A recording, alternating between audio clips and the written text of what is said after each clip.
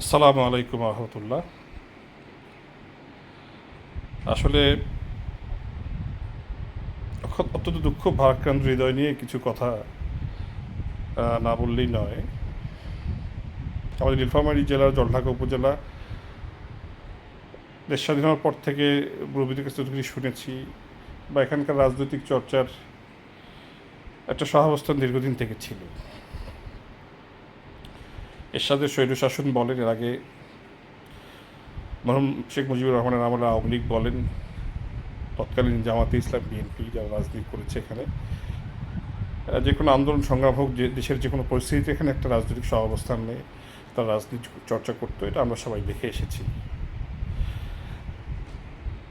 তবে দুঃখজনক হলেও সত্য, মানে 24 পরবর্তী সময় বা ইদানিং বাংলাদেশ জামাতে ইসলামের ছত্রছায়ায় একটি ছাত্র সংগঠন আছে শিবির।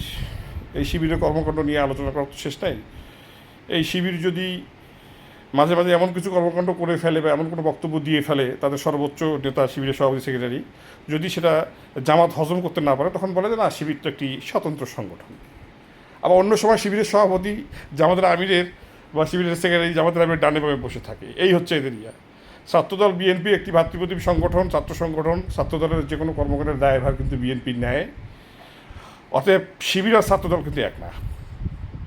কারণ শিবিরের পিতৃ পরিচয় কখনো জামাত ইসলাম স্বীকার করে, কখনো করে না। ছাত্র দলের রাজনীতিতে ভুল থাকতে পারে, শুদ্ধ থাকতে পারে। দেশের এমন কোনো পরিস্থিতি এখনো আসে নাই, বা জলঢাকাতেও এমন কোনো পরিস্থিতি তৈরি হয় নাই যে যে কোনো সময় যে কোনো ইস্যুতে রাস্তাঘাট বন্ধ করে থানার সামনে বসে এসে মব করতে হবে শিবিরের ব্যানারে।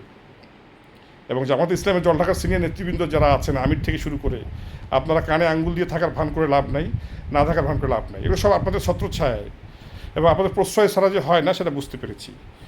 নির্বাচনকালীন সময়ে আপনাদের এই ছেলেপেলেগুলা, যেগুলো এখনও মানে মায়ের দুধ খাওয়া আসলে ছাড়ছে কিনা, এরকম বয়স হয়েছে কিনা, তাদের কর্মকাণ্ড, তাদের যে ভাষার প্রয়োগ, যে শৈলী আমরা দেখেছি, এই পরিবেশ কিন্তু জলঢাকা রাজনীতিতে ছিল না।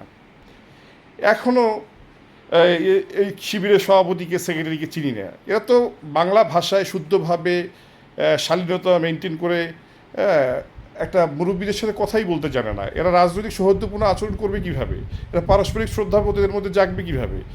এরা তো অন্যদের প্রতি যে একটু সম্মান দিয়ে কথা বলতে, সেটাও জানে না। এবং এইসব চর্চা এবং এইসব বেয়াদবি যে জামাতের পৃষ্ঠপোষকতায় এরা শিখতেছে, এটা আমাদের আসলে বোঝার বাকি নাই। কারণ ওই যে রাজশাহীর সালাউদ্দিন আম্মার জিএস, একেও আপনাদের সর্বোচ্চ নেতার সাথে দেখা যায়। ওই নাসিরউদ্দিন পাটোয়ারিকেও দেখা যায়, আবার কি রাশেদ প্রধান, একেও দেখা যায়। তো এদের স্লোগান কি? দেখতে পেলে বাকশাল, অমুক টমুক ছিঁড়ে ফেল। মানে মুখে আনা যায় না বাংলাদেশের সংস্কৃতিতে।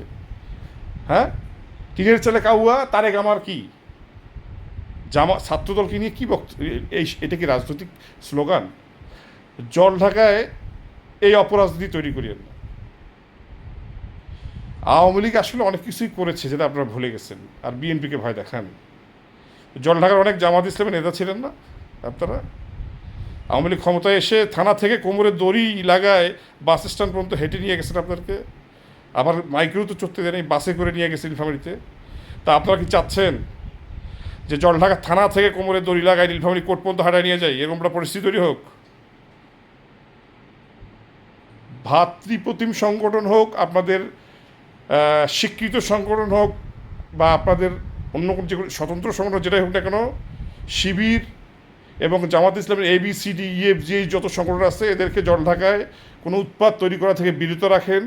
যদি কারোর সাথে কোনো অন্যায় হয়ে থাকে, ছাত্রদল অন্যায় করে থাক, সরকারি দল অন্যায় করে থাক, আইনি ব্যবস্থা নেওয়ার জন্য থানায় ওসিকে বলবেন। ওসি যদি আইনি ব্যবস্থা গ্রহণ না করে, তখন আপনারা নৈতিকভাবে যেভাবে আন্দোলন সংগ্রাম করা দরকার সেভাবে করবেন।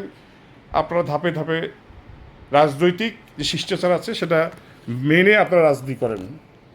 আপনারা কোনো অন্যায়কে প্রশ্রয় দিয়েন না, জলঢাকার অশান্ত পরিবেশটাকে নষ্ট করিয়েন না। আমরা কোনো সন্ত্রাসী সংগঠন না বিএনপি এবং ছাত্রদল। এরপরে রাষ্ট্রনায়ক তারেক রহমান তার পরিবার এবং যে কোনো নেতা সম্বন্ধে কোনো বাজে মন্তব্য করলে আস্তে করে ধরে নিয়ে যে থানার ওসিকে আমরা দিব।